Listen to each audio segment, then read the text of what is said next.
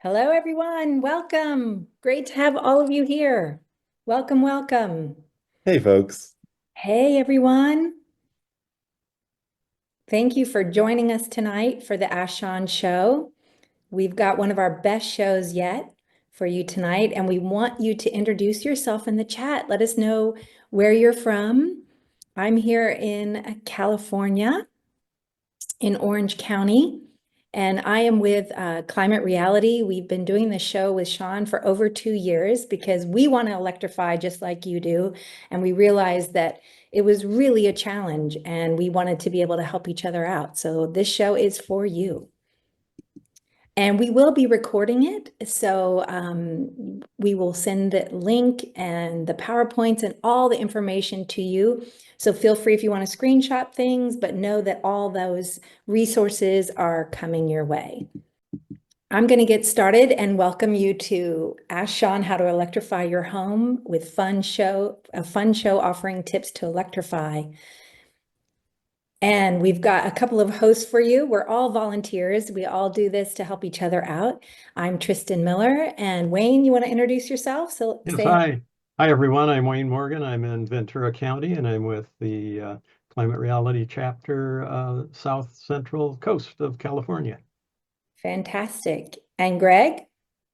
Hey folks, I'm Greg Fotenhauer. I'm in Reno, and I'm here representing myself today. Fantastic.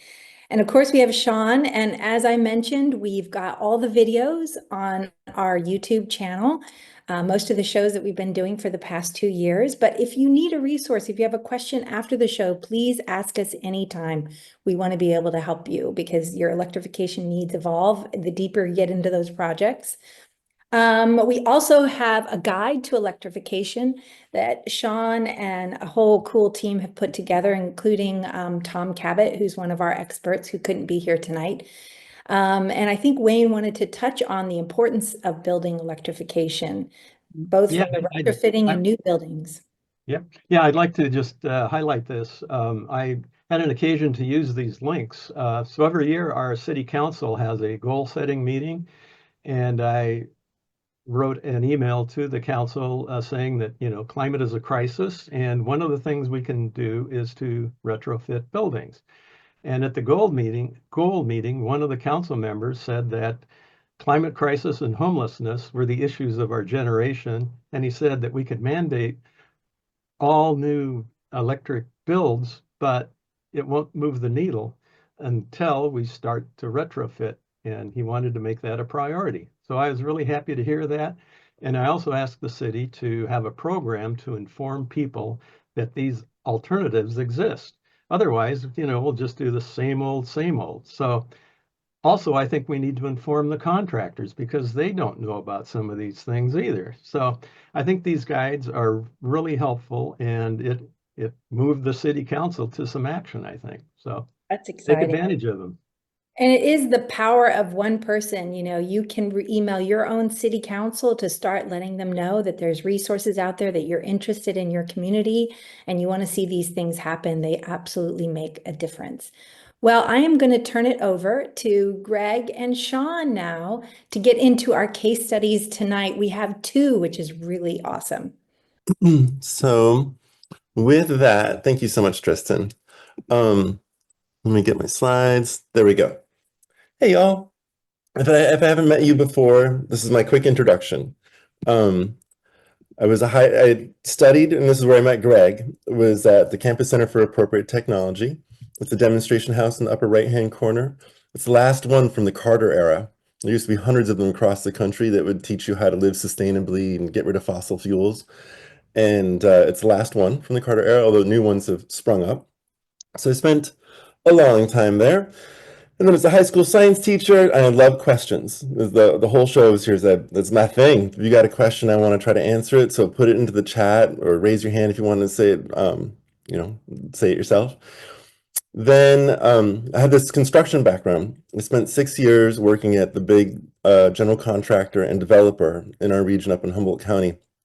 And it was there that I learned that adding gas to a project costs more money. I mean, it was really clear in all my construction budgets that the undergrounding of the gas or in that sometimes propane tanks that I had to bring in rural projects that it was just a cost ad without there being any benefit. And that changed essentially the course of our construction. And I'll show you a quote from my former boss later on, but basically, development is a business, and if you can lower costs while still maintaining value, that's a better business move. And I've used that since 2011 as sort of the foundation of a consulting business that I have I think we've got 14 staff now, my partner Michael Winkler and I. We've won a whole bunch of awards.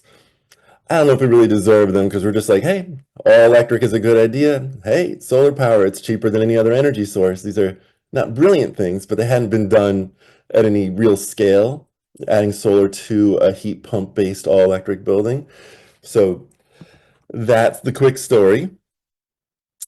Now, okay, I like story time. I wanted to contextualize electrification and some of the topics we're going to talk about today with doing a little story. So one of my favorite little facts is that there was 1 million microgrids in the United States in the 1920s. They're almost all in rural areas, frequently for people who are fairly well off. And they were running generators, like just gas generators basically, but then they had batteries. And you can see in this black and white illustration, these battery banks, that's what makes it a microgrid. And you can see on the right-hand side, photos of a historic, but just sort of broken down microgrid system. And they would also come with light bulbs because that was one of the main benefits of being able to have battery electricity is like, lights at night. Then electrification came to the rural parts of the United States. The federal government set up the Rural Electrification Administration because 90% of rural households in the United States didn't have electricity in the 1930s. 90% of people who lived in cities did. And that kind of rural-urban divide cannot stand for long. So that smiling guy down there, he's looking at his hybrid tractor. Hybrid, this is being one of the first tractors that had a battery in it in order to provide the ignition, start the engine essentially. And you can see his battery charger up there on the wall. And he's like, man, this is cool. I don't have to get out there and hand crank it myself. So I like to think of that as a little bit analogous to what we're doing all over the nation now, where we're trying to help people get rid of fossil fuels. I mentioned how I was in a demonstration house, and this is the first demonstration house I've been able to identify. Westinghouse, which is one of the world's largest power plant providers, and they were early investors in nuclear power plants as well. In 1936, they created a demonstration house, which you can see in the little design for living thing here. It's equipped with the most modern electric appliances. Thousands of architects came to this little town where is that place? It's in Mansfield, Ohio. There it is. So the picture's up there. Upper left-hand corner, there's a woman who has got a telephone and a radio in front of her. Then that's modern technology at the time. I grew up, by the way, with one of those party phones. Many of you can probably remember that when you'd pick up the phone and be able to listen to your neighbors. Rural America, grew up in rural Wisconsin. And then you see the right-hand corner, those two women are sitting next to, there's a board up on the side, and that is their circuit manager. And they're going through, like, they can push different buttons to get different things to happen in the house. Something we're going to show off later today. These are not new ideas, some of the technologies we're going to show. Lower left-hand corner, I just love, like, being dressed up in furs while sitting next to your fireplace, not electric. But then on the right-hand side, that's a little bit more sober. That is a warming cabinet. You'd plug that whole thing in to keep the food warm, and then you'd cart it out in a fancy house where perhaps you had someone making food for you. Cart it out and it'll all be nice and hot. That was the idea behind it. Now, I'm just going to look real quickly at the chat because I promised I would. And so Climate Reality, you said, my uncle is a builder, and to add gas to small development was over $6 to $10 million.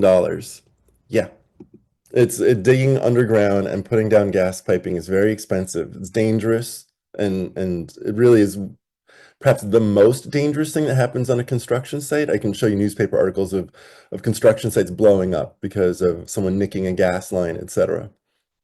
It's not worth it.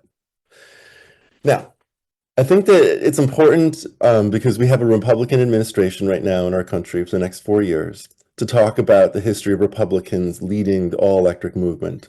And Ronald Reagan, who's arguably one of the most popular presidents of the past and last century, he was at the end of his career in Hollywood, And General Electric and Westinghouse hired him to create a movie theater. Well, they called it the General Electric Theater, but what they do is actually perform plays in front of TV. This is the 1950s when people were still figuring out how to use TV well.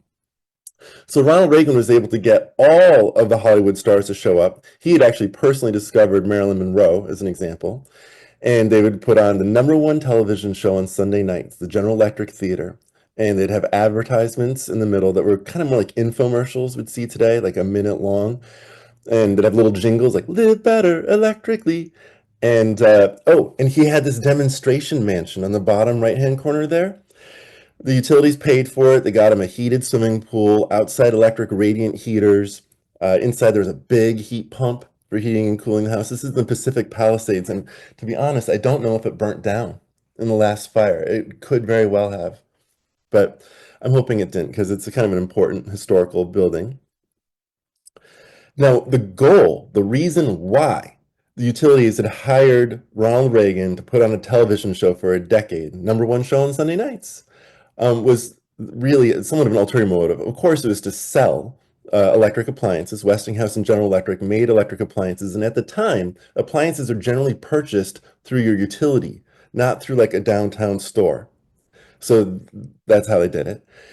And their goal was to get a building code. They want legal change. They wanted real teeth to it. They wanted 100 amps delivered to every house because in the 1950s and 60s, 100 amps was more than enough for an all-electric home. It still is today, more than enough, because our electric demands have gotten lower, not higher, with LED light bulbs, with better, more efficient heat pumps, with induction stoves. Go down the list. Everything's more efficient than it was then, and 100 amps was enough then.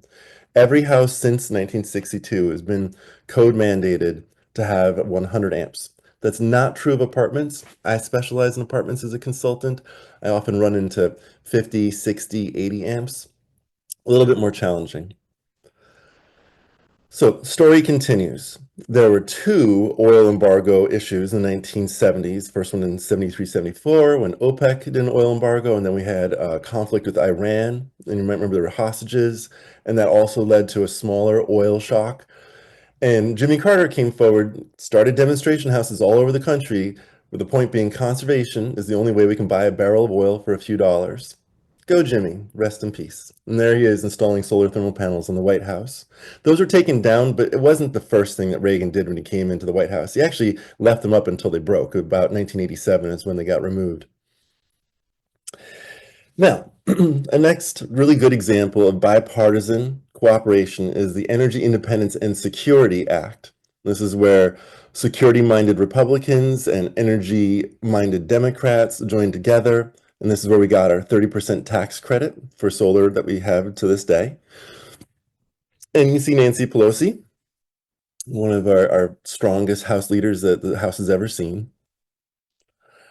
Now, what all that effort that I just went through, very briefly, like 70 years of history, almost 100 years of history, has created this. This is the 2020 census map. And I right now am in Orlando, Florida at a conference. It's massive. I've never been in a larger building. It's bigger than any airport I've ever been in, including the Denver airport. It's one of the 3 largest conference facilities in the country, and the place was full of cold climate heat pumps. 5 years ago, this international conference that they hold once a year where everyone brings all the heating and cooling systems, water heating, space heating, and then all the fittings and all the tools that go into them. The place is just outrageously big. I walked miles and miles and miles today. What we got out of all that, and the conference has changed. Gone from being gas to electric in about 5 years. That was my point, is that it's a new conference.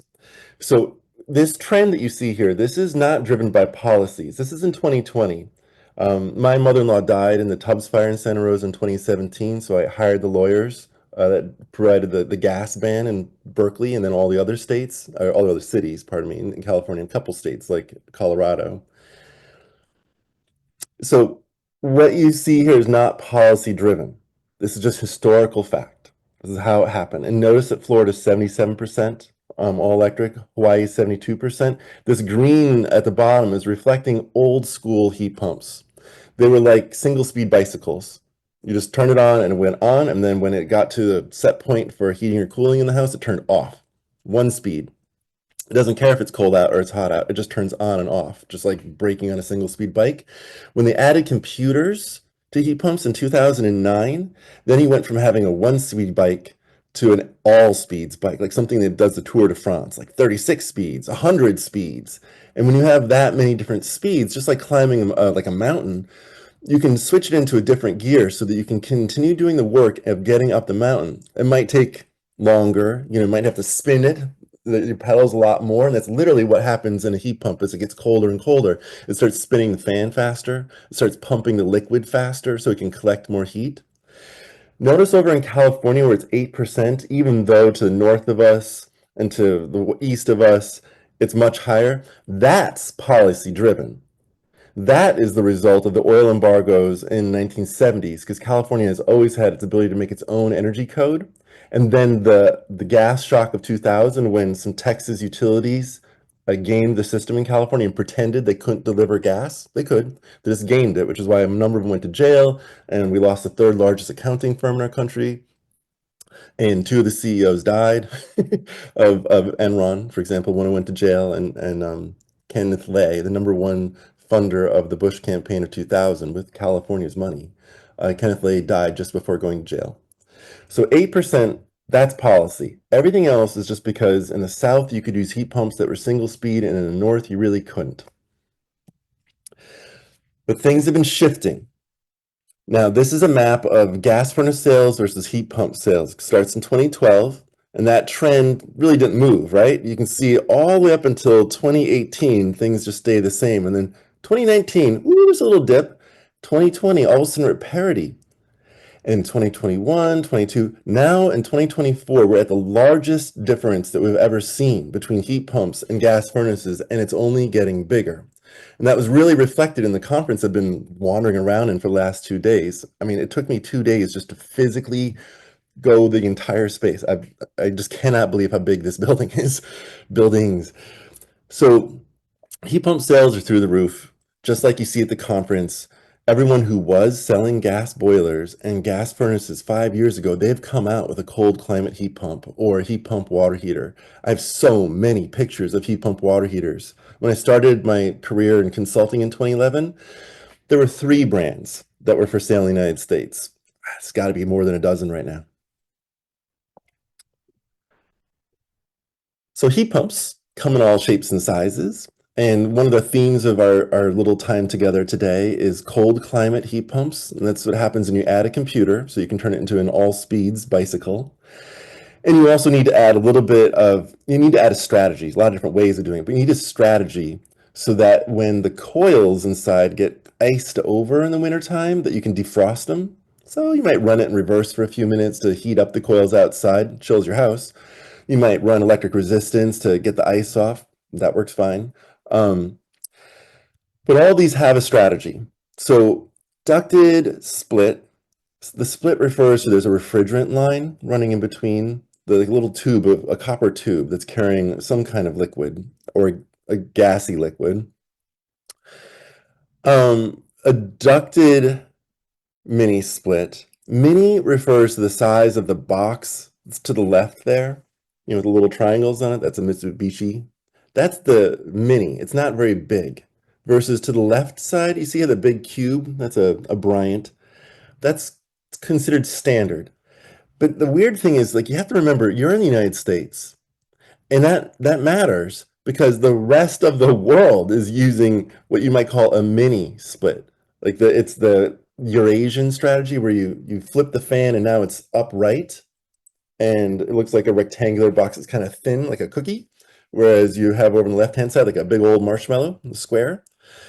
So what we think of as standard is really anomalous all over the world. Most people are using products that we would call a ducted or ductless mini split.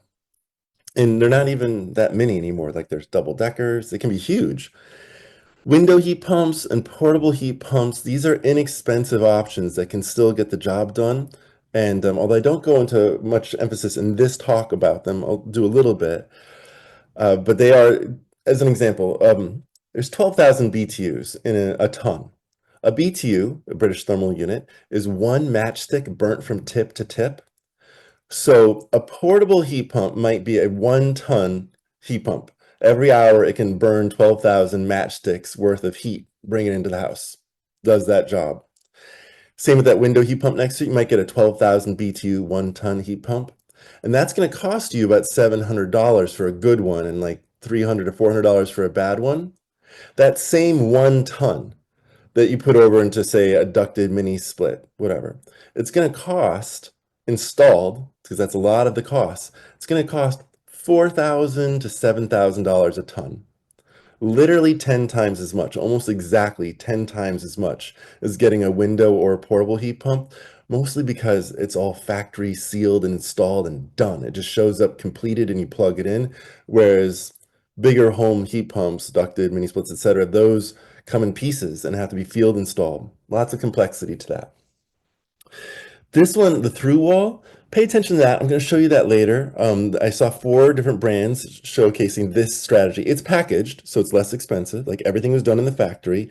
It hangs on your wall, and you drill 2 holes through your wall. One to bring air into the box, and one to exhale that same air out of the box, back outside. So the air itself doesn't come into the house. But you have a heat exchanger, and that does then give you either cold air or hot air, what you're looking for. Hydronic, hydro, water, right? Those are air to water heat pumps. So the heat is coming from the air. There's a fan, there's a compressor inside doing its magic, and it's heating up water, which you then deliver into the house to radiant floors.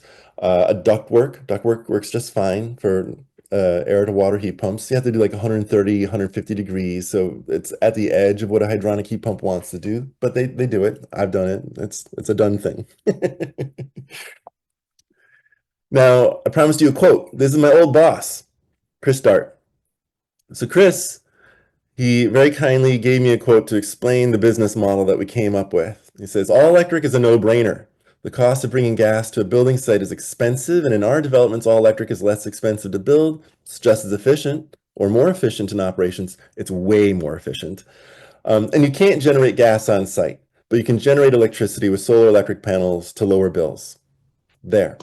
We invented a company called Danco Communities off of that insight, which allowed us to compete and win for tax credits for affordable housing. When there's a competition where only 1 in 4 applicants gets awarded, we started getting awarded one after time because our projects were more cost effective, because like everyone else, unlike everyone else in California, we're cutting out the gas and then we're adding solar to it, cheap solar, which changed the economics of the project. Paula, fantastic person, she wrote, eliminating gas laterals in our development of 14 tiny houses for homeless veterans saved $30,000 and got them housed weeks earlier, because you don't have to wait for the gas system. Now the development is built and we can see it's affordable to operate. Each penny we can save in our operational cost means a penny we don't pass along to our highly vulnerable, extremely low-income tenants, these homeless veterans, formerly homeless. And it's more sustainable for our planet.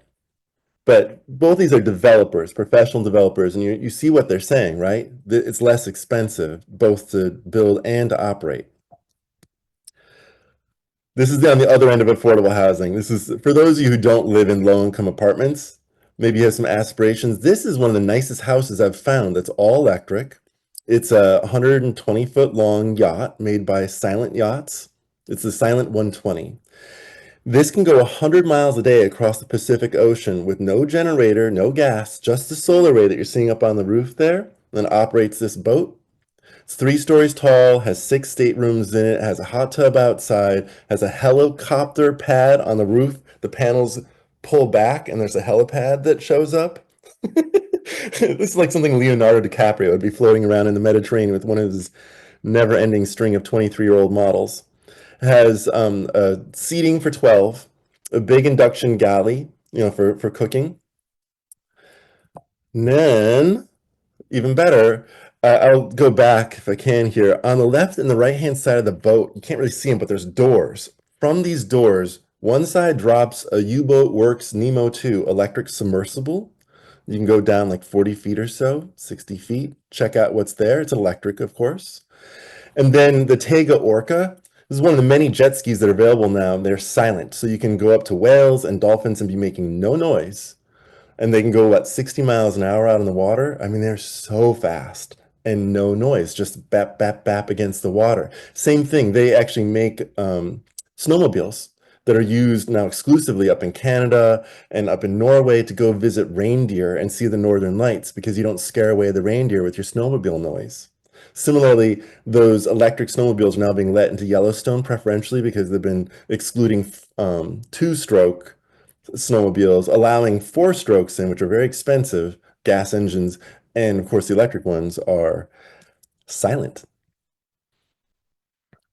Now, I just showed you like some pretty extreme resilience. This is a boat that goes as far as 100 miles a day. You can go across the Atlantic in about 3 weeks. If you took a gas boat, it'd take you 1 week. And if you did it on sails, it'd take you about 9 weeks. So it's in between. It's a 3-week trip across the Atlantic from like New York to London. This is the opposite end of that kind of resiliency. So for $3,500, you can buy everything here. You can buy the electric blanket. You can get the portable fridge and freezer. Exclude the laptop. This is just for charging, but you can get the personal evaporative cooler, the roaster, the LED lighting. And we sized this. On the right-hand side, you can see the solar array that you would need. The Goal Zero 300-watt briefcase, just $800. And then below that is a battery and inverter made by Goal Zero. It's about $2,000. And this is enough solar and enough battery and low enough demands that you could survive every single day of the year indefinitely. That's what we sized this for, is make sure that you could have an electric blanket on for 8 hours, keep you warm at night, you keep your food going, etc. That's what it takes to be completely self-sufficient with some basic survival needs. And before I jump any further, I want to look up in the chat because the goal of this is to get questions out of you. Don Price, you say, I have a portable heat pump, works great, but you have to deal with collected water. True that. The best brand to think about is made by Midea, M-I-D-E-A, and they have a pump in it so that can also pump the water out, and they have an inverter in it, so it's the only one of the portable heat pump types, Midea makes it once again, that's quiet. You can sit next to it. I sent one to one of my staff to make sure that her work environment was comfortable.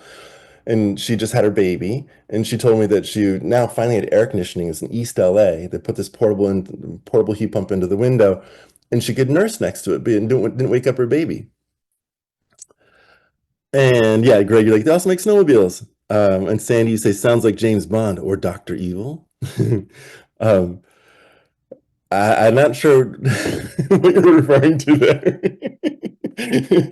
but it sounds funny. So I am going to hand off now. Oh, right, the yacht. I think that anyone who's doing a solar-powered yacht is more like the James Bond side of things than Dr. Evil, personally. I think you're doing a good job there. So, Ken, I'm going to pause and I'll just forward your slides for you, but you can start talking now about your house. Ken is going to give us an example of electrifying his home and just talk about what he did. Great. Thanks, Sean. So I'm going to be very brief, but we can go over questions later.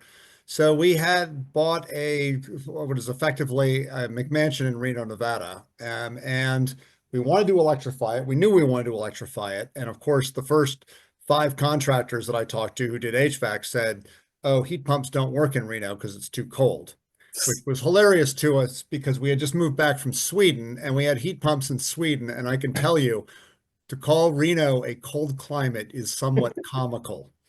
But we finally found an engineering firm to help us. The problem, of course, being that this is, U.S. construction and it was not made well. So I'll show you what we did and how we solved problems. Next. So actually, I think we might have pulled the slide. We don't have the 2-story one. Go back one slide. Let me tell you sort of how we heat pumped this thing. Let's see. I'm trying to get it to go. There we go. Yeah. Okay. So it was a 2-story house, and it had 2 gas furnaces and 2 air conditioners. So the top floor was on one set, and the bottom floor was on another set, and there was ductwork. Right. This is typical blowers in the top and blowers in the bottom. The problem was there were multiple problems. One of the problems was that all of the ductwork was extremely leaky, and on the top floor, we couldn't access any of it. So we looked at problems as opportunities. We abandoned the entire ductwork in the top. We replaced the ductwork in the crawl space, and we replaced 2 furnaces and 2 air conditioners with 1 heat pump.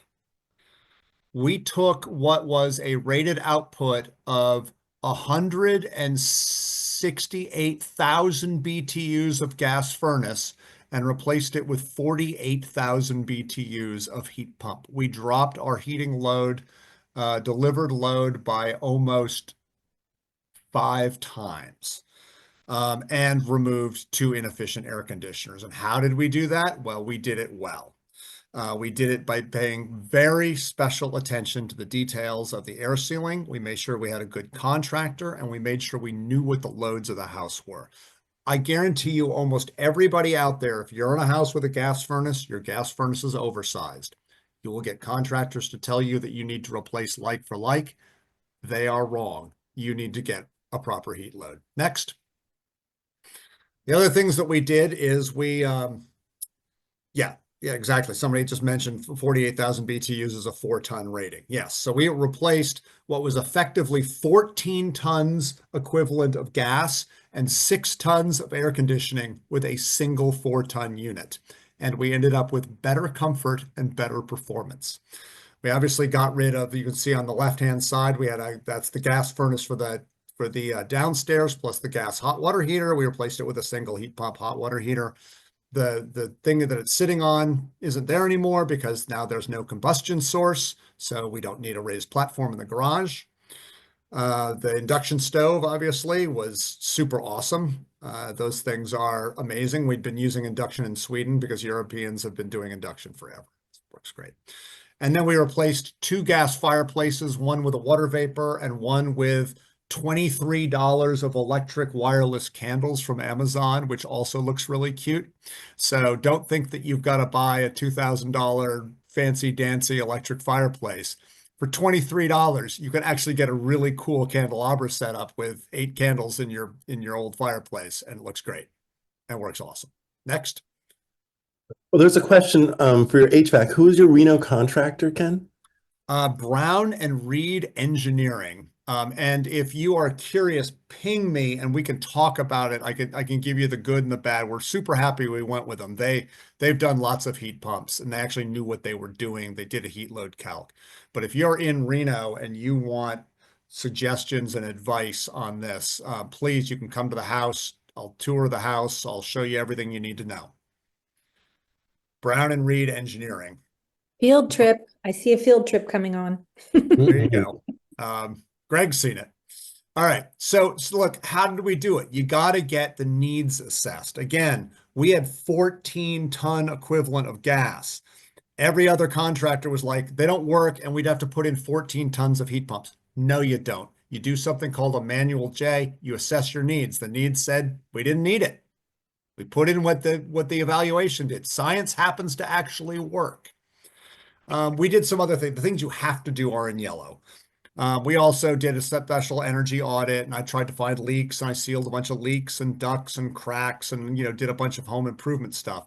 But then you take that manual J and you properly size the system. Everyone seems to think, well, if I'm going to be cold, I need a bigger system. That is exactly the opposite thinking. Do not oversize your system. Your contractor, if they are not familiar with heat pumps, they'll try and oversize you. It is wrong. We can go over that in questions later. All right. Next slide. 1 second. That might actually be there we go.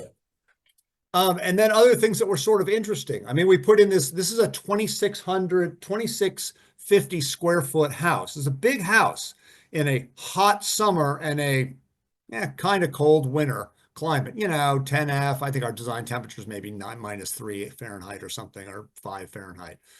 And we have a 200 amp panel. We didn't even try to time of use everything. So electric car, charge it whenever we wanted, like heat pump, water heaters running, heat pumps cranking out heat, keeping the house at 70 because my wife likes the house at 70. I know I'm a bad person. The highest 15-minute load we ever measured for a year was 68 amps. We could actually, on our 200 amp panel, we could host 2 more houses off that same panel. Living conditions, the house is cool in summer, warmer in the winter. Cost, it's a bit hard to compare, but we are probably cost us 10 to 12K more to convert to heat pump than to replace the old gas and ACs. But our running costs are $500 less a year. Are we going to save money? Probably not, but the whole house is more comfortable and safer. Sorry, probably went over, Sean. No, that's great. Are there any questions that you haven't answered yet? Just want to make sure. This is lovely, by the way. Okay, then yeah, we'll move on. Thank you, Ken. Woo, go Ken. Um, Wayne, you added that a 4-ton heat pump is only about 17 amps at 240 volt. Yeah. So, Greg, it's your turn. Cool. So I'm on the other side of this. I'm not that far into electrifying. I spent the last, an older house, I spent the last couple of years redoing the roof, fixing foundation issues, etc. So I'm at the point now where we're starting to make some actual decisions. In my case, I've got 2 meters. One is a dedicated, which I have to get rid of. The meters and the panels violate code in a number of ways. So NV Energy is telling me I have to deal with that before I can really do anything. Also, this was built in 59. There wasn't a lot in the way of building code here in Northern Nevada in 59. So I have like R13 in the attic, which is, a couple of inches. It's poorly sealed. It just wasn't really designed right. So there's a lot to do prior to getting electrification on that side. Also, you notice on the right side of that picture there's a flat roof, and there's no like attic space or anything like that. So only the left side of the house is ducted. The rest is kind of on its own, almost like a 3-season room. And that loft that you can kind of see above, this is an old picture, but that loft sticking at the top, that's going to be retrofitted as an office, and we got to kind of figure out how to deal with the heating and cooling load in that space. Next slide, please. Can I just point out, I've never seen a loft like that in my life on any house. That is a weird it wouldn't thing. it wouldn't. It's really wild. You can see the guy who used to live there has a ham radio tower on top. You can kind of see that in the old picture. That's why he built it. It has a dumbwaiter, or had a dumbwaiter, but it certainly wouldn't get an engineer stamp today from a structural standpoint, I'm pretty sure. Next slide. It's hysterical. And Joseph Chen, you just added, fun fact, out of nearly 50,000 homes in Northern California, 86% of them have never drawn more than 50 amps simultaneously in a calendar year. Yeah. Okay, so one of the things I've done, because I'm a data monkey by day, is I've been collecting a ton of data on my home, and because I have that individual meter for the water heater, it's just like a 60 amp fused non-breakered meter. I can actually see how much I'm using for water heating. I can get my cooking usage, and I've kind of done the math on what I'm spending right now in a dual fuel home, what I would spend. So on the top there in the black line, that's my actual costs, electric and gas combined over the last year. We're paying like $1 a therm, 50 cents a therm now on NV Energy. So super cheap gas.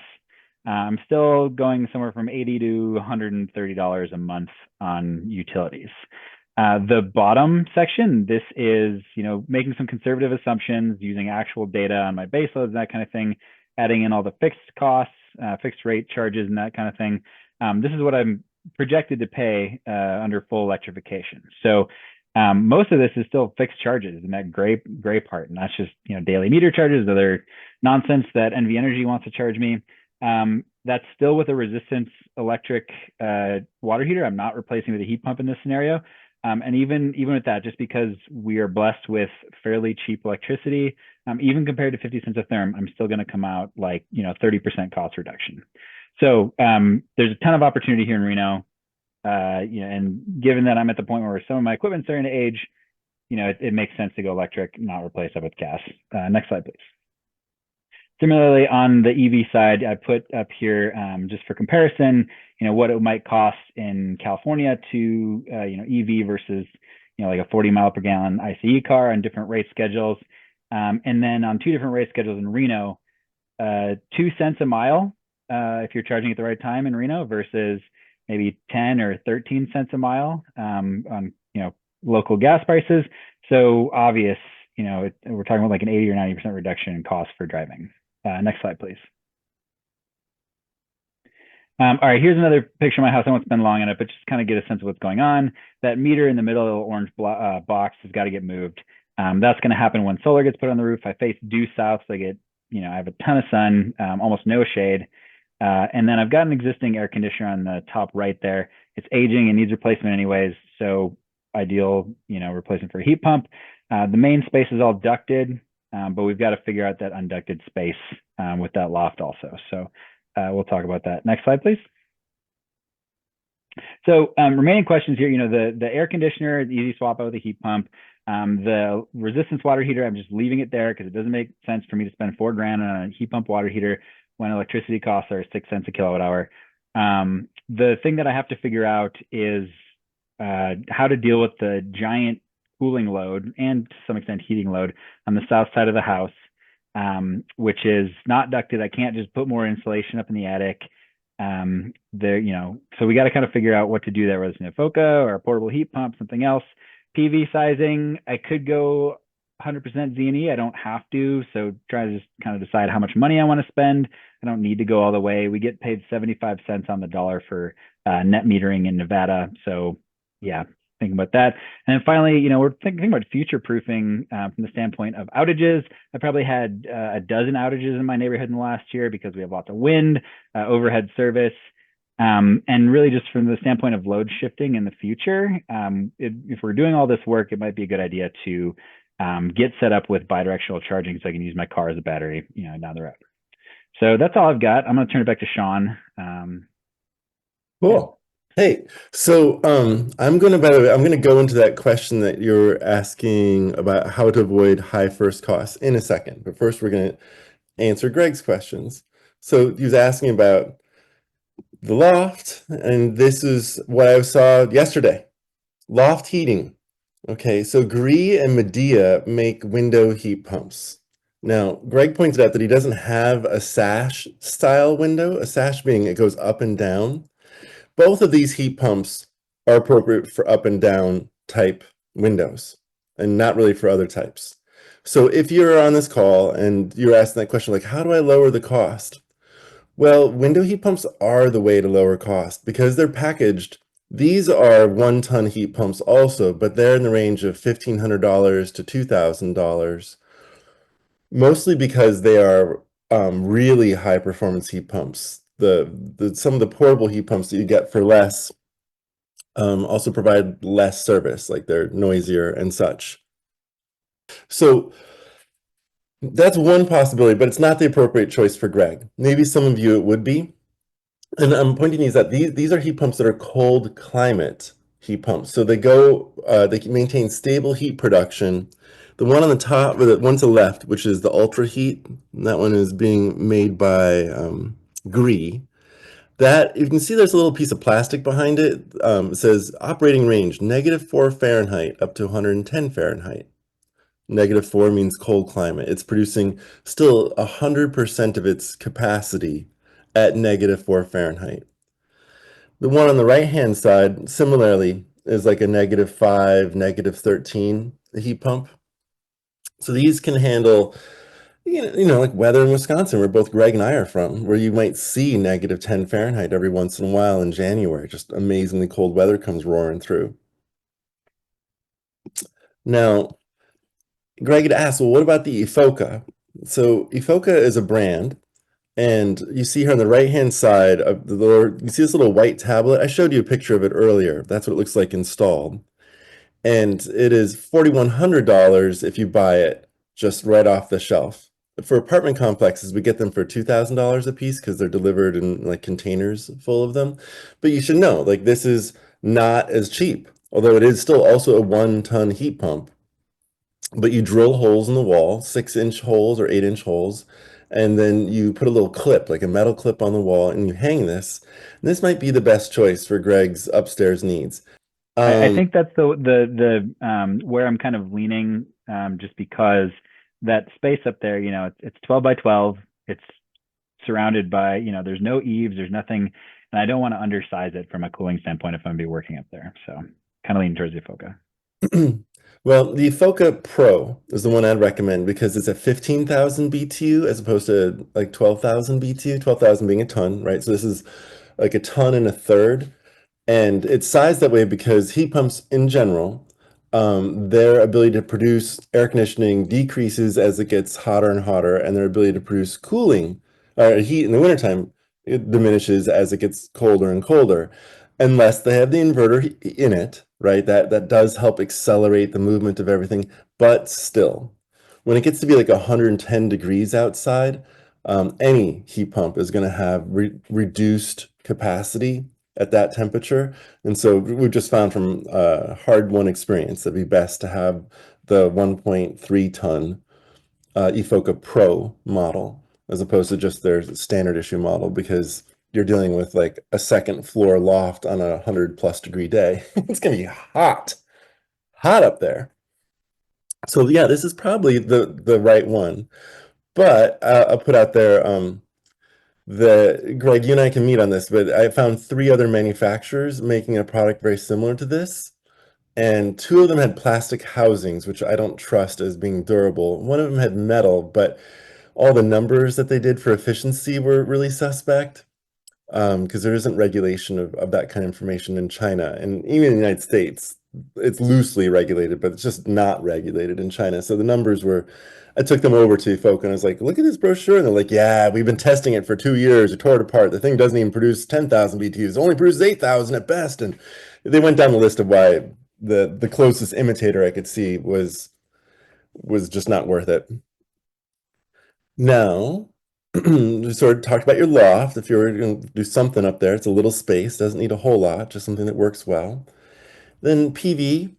So as Greg was saying, he gets paid 75 cents for on the dollar, or differently put, like if he buys a kilowatt, if he buys $1 worth of energy, if he was to export that same amount of energy, he would be paid 75 cents. So the energy he puts out is not worth as much as the energy he purchases, according to the rules of that local utility. But putting that aside for a moment, I just want to teach you guys some simple metrics for how to size a solar array generally. I'll say this, like Greg and I have seen this, every household is a snowflake. Everyone's different, perfectly, wonderfully different. There's actually not that many people who are at the median point or even the average point. Almost everyone's data is someplace not average. Very few people are average. The vast majority of us are somewhere either below or above average. We're not tightly bound to that average. Nope. So everyone's different. Just gonna put that out there right now. But if you were an average house, you'd start with about 4 kilowatts of solar just because you had a house. And then for every additional person we've found, keep in mind every household's different, but these are average numbers that we found for studying hundreds of households, it'd be about an extra 0.25 kilowatts of solar per person. Now, you're wondering, like, well, what does a 4.5 kilowatt system look like? That person is standing next to a 4.5 kilowatt hour system. So, hey, there you go. Kilowatt, pardon me, not kilowatt hour. 4.5 kilowatt system. Greg has just himself and his spouse. Not just, they're a wonderful couple, but there aren't like extras in the household, not yet, or ever, perhaps. So then, average vehicle consumption. 12,000 miles a year is average. People are all over the average. My mom drives 2,000 miles a year now as a senior citizen at 78. She's super happy. She used to be a super driver, 18,000 miles a year when she was going from Milwaukee out to her farm. So it takes about 3,400 kilowatt hours, roughly, to drive 12,000 miles. That's assuming about 3.5 miles per kilowatt hour. I know if you don't have an electric vehicle, you're like, that's totally weird metrics, but that's the efficiency. It's about 3.5 kilowatt hours per mile. Did I just say that right? Hope so. So 1 kilowatt in Reno produces. Sean, it's actually about 3.5 miles per kilowatt Thank you. I thought that I had that reversed. 3.5 miles per kilowatt. hour. Sorry, I'm very tired after a Kilowatt long day. Good. Thank you. So anyway, the math is right here. 1 kilowatt produces 1,500 kilowatt hours per year. So you need a little more than 2 kilowatts of solar up on the roof for every car that you have if you're average.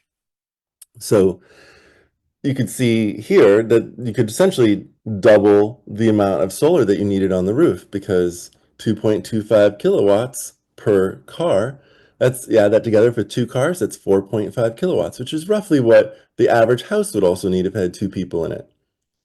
And that is something we see is pretty true. People's driving energy is roughly equal to their whole house's energy consumption assuming it's electric, because gas is so much less efficient. If you have gas furnaces and things like that, you are burning much more energy in a gas burning house than you are in a heat pump based home. So I'm just trying to say this is for an electric home that I'm comparing against, mostly because I have a hard time even thinking about gas these days. I haven't done it so long. I see, Greg, you're helping out with questions there on, and Ken, you're going into the different approaches. Oh, and you grew up in Los Alamos. Good for you. Okay, so that's your solar. If anyone has any questions, happy to help there. Oh, and Greg, you said that you'd already done the analysis. Could you share that with us on how much solar power you think you'd need on your house to do zero to energy, just for apples to apples comparison at the moment? I was pegging you if you were average at about 4.5 kilowatts. What do you need? So currently, and we both work from home. Mm, Currently, it's about 6,000 kilowatt hours a year on a dual fuel, but 25% of that is the resistance water heater, right? 1,500 kilowatt hours a year. So, we can did the math on the heat pump, and if we added, space heating, cooking, you can kind of ignore. It only really brings us up to, in the neighborhood of like 8,000 or 9,000 kilowatt hours a year, depending on how cold the winter is. And how much I put into air sealing and that kind of thing. The big question is, a lot of our driving is traveling, so I'm not gonna try to put too much thought into how much of my EV charging in the future am I going to offset. So that's what I was kind of saying. Maybe just go for the 4 kilowatt. That's more than enough to hit my future needs. It's not going to be enough to offset my car's driving, but I don't really care, because I'm not going to overshoot. I'm not going to get paid for anything if I overshoot that amount, right? Right. And so if there was zero net energy for your house, it sounds like it'd be about 6 kilowatts, but you have a very inefficiently insulated house and you have an electric resistance water heater, not a heat pump water heater. So on 4 kilowatts, we can actually we get quite a bit of sun here on net for the year. On a 4 kilowatt system, we can pretty much electrify fully. So that would give us in the neighborhood of 8,000 kilowatt hours. Yeah, I mean, I have full exposure. I have zero shade on a 4 to 12 roof. I'd have to look back on my calculations, but it was like 4 or 5 kilowatt system would pretty much do it all minus the EV. Well, when I was looking it up, I thought Reno is about 1,500 kilowatt hours per kilowatt per year. Is that wrong? I'd have to, That's what you're saying. A while since I did the math, but it came out to about a 5 kilowatt system, or maybe a little less to, if I went with a heat pump water heater, that would get me under 5. So that saves maybe 1,000 kilowatt hours a year. Right. But yeah, we're not talking about a 7 kilowatt system on my roof. All right. Well, sounds like you got this worked out, but it also sounds like our numbers are similar, although you're assuming more production on the PV array than I was assuming. Okay. Yep. So you're maybe not average, but getting closer to it than some. And then your last question of what to do about resiliency and thinking about how you have a gigantic battery on wheels. And for those of you, like a Tesla Powerwall, one of those big batteries you stick on the side of your house, that has 13 kilowatt hours stored in it. 13. A Ford F-150 Lightning, it's the new electric truck, very popular, wonderful truck. It has 130 kilowatt hours, 10 times as much. The battery in your truck costs less than half as much to have and install as if you get individual little batteries and you stick them on their wall, in part because more than 3/4 of the world's batteries are being sold into cars. Cars are the battery market. If you get a home battery and you stick it on your wall, you're dealing with a very small chunk of the battery market, and it's not very well priced. And that's just how it is. If you buy in bulk, essentially by buying a vehicle, then you have 40 kilowatt hours in an older car that's like, a short distance EV, goes maybe 130, 150 miles. And nowadays, most vehicles are coming out between 70 and 85 kilowatt hours, the longer distance ones, like a new Nissan Leaf or etc. And then the trucks, they're like 100 to 130 kilowatt hours. So you buy in bulk and the price goes down. So assuming now you have an electric vehicle, you've bought your battery in bulk for a very competitive price, and you want to use it. Right now, the decibel Decibel is the company, and Aura is the name of the product that you're looking at here. It's about $5,000. And what this is a few different things. So if Greg puts a solar array up on his roof, he has choices. He can either turn the electricity into AC from the DC electricity that panels produce. DC is in batteries, AC is the stuff that's in wires above your street. So he could invert the electricity into AC on the roof and then take the AC electricity down and stick it into the grid. But this is a DC inverter. And what you do in this case is have DC wiring, slightly thicker copper wiring that comes off the roof using DC electricity, battery electricity, so to speak. And it would go into this box, and that's where the inversion would happen, where it goes from DC to AC. However, this cool little device, it can also directly DC power your car. So no inversion losses, which might be like 10% or more of the electricity gets lost just through the process of converting it from one type to another. So you can do direct DC charging of your car much faster than you might be able to in other ways. And on the right-hand side, that's the left-hand side. It's like a fast DC charger. On the right-hand side, that is a more standard AC charger that most people have into their cars. And this device, when Greg's electricity goes off, can then power your home from the car. It's bi-directional. So it'll take the electricity from the car, stick it into your house. And you might say, like, well, is that good for the car? Is that a problem? It's totally fine. Nissan has been doing it since 2011. And if you buy a brand new Nissan Leaf, like my mom literally just did yesterday, you'll find that the warranty says in like 5 different places that it's fine to do bi-directional charging. They say it over and over again. They say, like, you can do it 3 times a day. We've got all the computer controls in the car right now to make sure that it's done safely and has no significant impact on your battery. Go for it. The Nissan is the leader in that because after the 2011 tsunami, remember the gigantic earthquake, the Fukushima nuclear power plant got shut down. Well, not only did that nuclear power plant get shut down, every power plant in Japan got shut down. That was literally a third of their electricity for the country. And Nissan immediately started allowing people to use their cars to power their homes in the evening because there wasn't enough electricity in this national crisis that they were dealing with. And so Nissan got to do real firsthand experience of, is this a good idea or not? Keep in mind, I have friends who've been doing bi-directional charging off their EVs because EVs are, the first EVs go back to like the 1890s. In 1900, the fastest car in the world was an EV. And there was 600 EV cabs driving around New York City that just gotten rid of the horses and they went straight to EVs. So bi-directional charging of EV in 1994, 1995, when I got introduced to it as a college student, that had been going on for a long time, but it wasn't warranted. Nissan warranties it now. And similarly, Kia, BMW, like I mentioned, Ford, the F-150 Lightning, they do it. I'm missing a few. The state law of California is that by 2028, all the EVs that are sold in the state of California have to be able to do bi-directional charging. So you like charge into your house if you wish, or charge into the grid. The Decibel is designed for off-grid. So electricity's off, now you're using your car. It's not yet allowed to put electricity into the grid, but to your point, Greg, this is future-proof. This product can send electricity into the grid if that's allowed and permitted, and because right now in California, you can't legally hook your car into the grid, even though there's a law requiring that it be available by 2028. We still don't actually have the relationship with the utility set up, blah, blah, blah.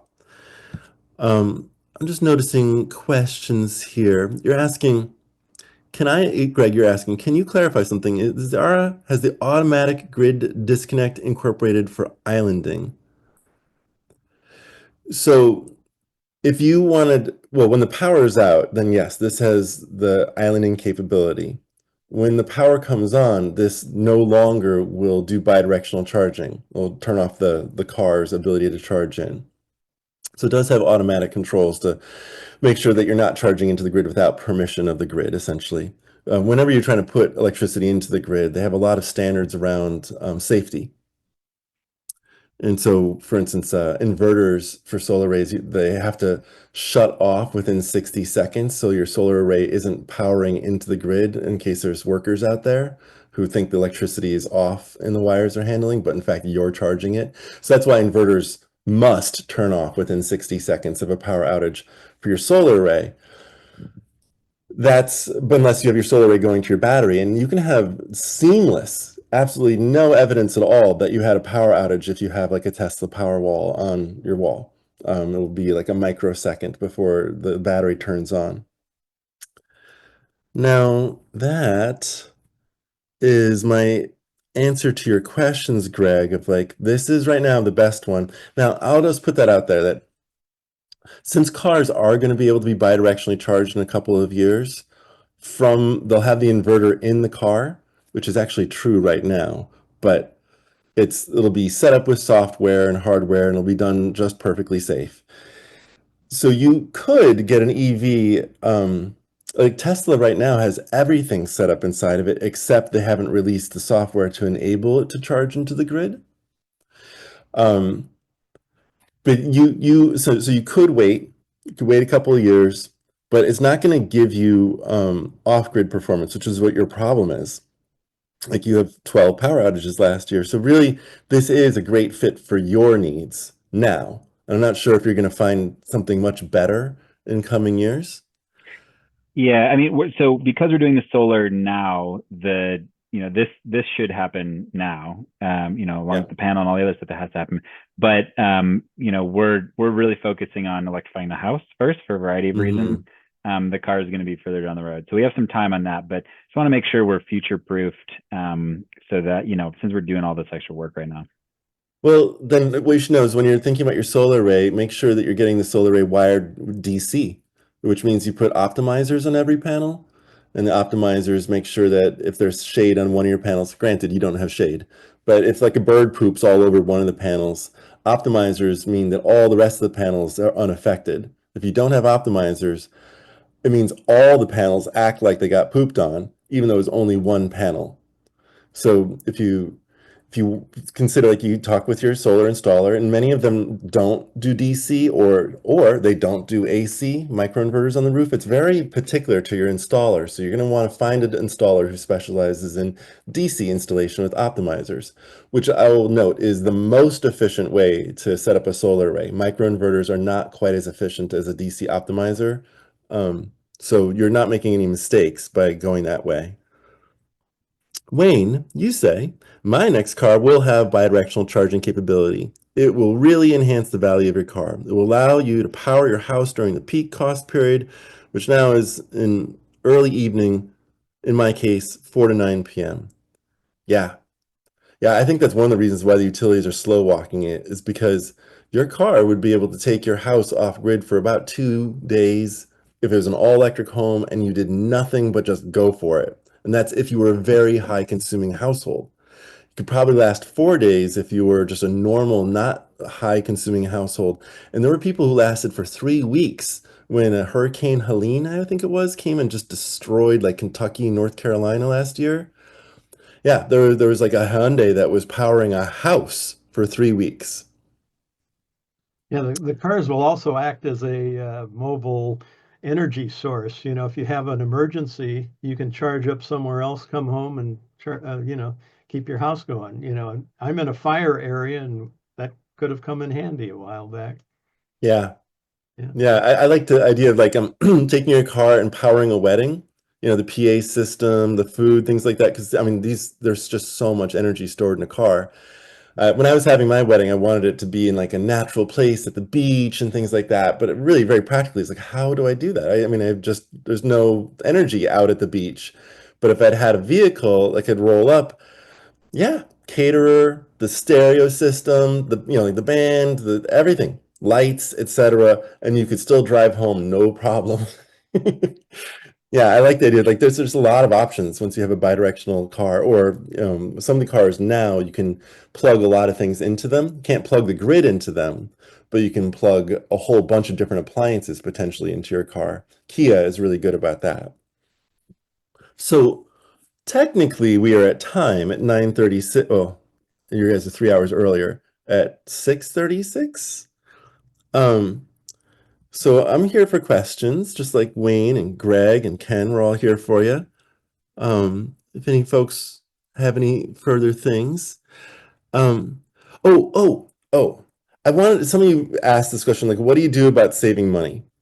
Okay, so when you're electrifying your house, here it is. When you're electrifying your house, 3/4 of the cost is going to be your heating and cooling system, your HVAC, they're called heating, ventilation, air conditioning. It's going to be your space heating and cooling heat pump. That's going to be probably $10,000 to $30,000. Depends upon the size of the system. But if even like a small little studio generally would be in the range of $5,000 just to put in a single ductless mini split, just a one fan coil on the wall, which I'm circling with my mouse here. That'd be about $5,000. However, I mentioned to you before that if you can get a package system, one that's factory installed and done, you can save money. And so if you don't have as much money as you wanted to have, why don't you consider lowering your standards a little bit and doing something like the through-wall heat pump, which is $4,000 and you can install it yourself. And keep in mind that a ductless mini split, the same 1-ton ductless mini split, is going to install for $4,500. It'll definitely be more expensive, but up to $7,000. And ductless mini splits are kind of the low-cost way to do it. So even more so, like you could do the through wall, and in apartment complexes, that's what we exclusively do now with some of my clients. We put one of these Efocas, that brand, into each of the bedrooms, and then one into the living room, dining room area, and we're done. And we've already, like, we're potentially, with that many of them, one for each room, every room has its own zone, and it's less expensive than any other way of permanently installing a heat pump. Everyone also has all their own controls. It's a luxurious system. The Efocas are silent. You cannot hear them. I mean, I had a girlfriend who had one right next to her bed in an apartment complex. Cannot hear the thing. Nothing. It's just as if it wasn't even operating, but it is. You can feel the cold air or the warm air coming out of it. The other strategy, which is less expensive, and I showed you and others, Greg, right, is the even more packaged system. Oh, sorry, there it is. Where if you, I mean, it's almost worth it to replace your window. I'm not joking. I mean, a window replacement might be $500. You buy the window for a few $100s. You have a carpenter install it for a few $100s more. And then you can buy one of these $1,500 to $2,000 heat pumps and stick it in your window. If you put in a sash window in there, you've cut your cost per ton from no less than $5,000 down to $1,500 per ton for a cold climate, silent, high performance, awesome heat pump. But it does mean that you got something in your window. And I'll just point out, I've been to Central Park in New York City and looked at all the mansions all around. Everyone has a window air conditioner like what you're seeing right here. It's as common as dirt. Like, you can't believe that people living in Central Park view townhomes and condos have window ACs that are junk. They don't have inverters in them. They're noisy. And these are multi-millionaires. So I figure, I mean, if they will put in window air conditioners, because whatever, that's what they want, so can you. And just save a lot of money. Because if your house needs, quote unquote, somewhere between 2 and 4 tons of heating and cooling, and you get one of these 1-ton heat pumps, or 2 or 3 or 4, you can put them in a few different windows in your house, and every one of those rooms will be lovely and comfortable and quiet. And you just have to deal with the fact you got something in your window, pretend you're a New York City millionaire, and then you cut your costs by half or 2/3. And all of a sudden you go from having like a $10,000 to $20,000 installation to having like a $4,000 to $8,000 installation.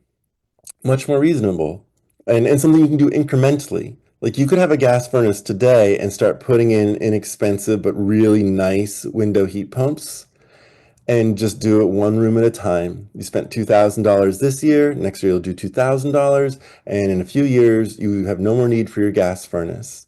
Or you might discover that that happens sooner than you think, and you just run those window heat pumps and open doors. My business partner, Michael, he got a portable heat pump, which I want to show you what that looked like to remind you. It rolls around on the floor, rolls right up to your window. There it is. the portable, those ones that cost like $500 to $700. And it was ironic. He has a ground source heat pump, which is the most expensive way to heat and cool your house, with heat pumps at least, because you have to drill wells on top of buying the heat pump. So he had a ground source heat pump for his really efficient 1,500 square foot house, but it broke. And after like 30 years or something, the controllers broke and he couldn't get it fixed for a whole year. And I was like, hey, why don't you put in a portable heat pump just so you can keep yourself comfortable? And he ran it, and this is the crazy thing, is that he found that it heated and cooled his entire 1,500 square foot house as well as his $30,000 plus ground source heat pump. And he still has it installed when I go over to his house. His ground source heat pump works now, but he still uses it. This $500 heat pump. So that is an option, to get these inexpensive ones and discover that maybe it's just as good as before. Maybe not as good, but not so bad either. So then, Laura, you say, wow. And yeah, that's amazing. And so, hey, Jose, you're welcome. Thanks for coming. If there's any other questions, now's your time. But if not, we'll all go enjoy our evening. I wish you the best of luck in electrifying. And I'll put in my email address. You're welcome, everybody. And thank you, Bruce and Wayne. No, thank you, Wayne. Thank you, Greg. Thank you, Ken. Thank you, Tristan. Thank you all. And my email address, if you have questions that didn't get answered, is seanarmstrong@gmail.com PM. There you go. That's my email address. And it usually takes me a week or two to respond to people when they ask questions that aren't like a paying client, but I always respond. So if you're just willing to wait for a couple of weeks, I will give you lots of technical information, things like that. I'll just do it on like my Saturday night when I've put all the kids to bed and I'm like, okay, I could watch Saturday Night Live or I could be helpful. And I usually choose to be helpful. Yeah, and if any of you guys want to open up your mics and have a quick question or a comment or a story to share before we wrap it up, let's do it. Anyone, which electrification appliance are you most interested in? Maybe you can put that in the chat. I had a quick story. I electrified my house, and one of my friends went online and found one of those gold medallion medals and sent it to me. So I now have a gold medallion home. So it's really, You do? Sure. yeah, I do. It's really, really great. I've bought a whole bunch of those gold medallions online. You can get them on eBay for like 30 bucks or so. And they're awesome. They're so heavy and like thick. They made them out of brass. Yep. And they're thick. They are thick. Built to last. Good for you. Yeah, we're part of the Gold Medallion Club. And please tell your friends if any of you would like to have your home be a case study, even if you have not electrified, we like to help you even before you electrify. And so we are happy to work with you and collaborate and get your home to be a free case study for the show. So let us know. Yeah, Right. Sean can take your bills, your utility bills, and calculate what kinds of air conditioning capacity you might need, etc. So it's really a good opportunity. Yeah, we do about once a month and we're here to help. We definitely are. And remember, we have these resources available. I put the link in the chat and we'll do again. Also, the switch is on. You can go there to get contractors and you'll be able to see if they're clean tech certified and if they have experience in this area. You can also reach out to us in case if we have any, resources that or contractors we've worked with, we're happy to share that. And again, there's a guide. If you have friends who are renting, there's a guide to kitchen electrification for renters. I use induction cooking and I have like a little $60 induction plate and I cook for 5 every night and it's totally wonderful. You can also go on to Rewiring America. And if you'd like to be a case study, here are the kind of questions that we're going to ask you to work on your plan. So I'll put them in the chat and we will see you guys next time. All right. Thank you. Take care. Thank y'all. Thanks, everyone. Good night. Good night. Have a good one. Great show. Thanks, Laura.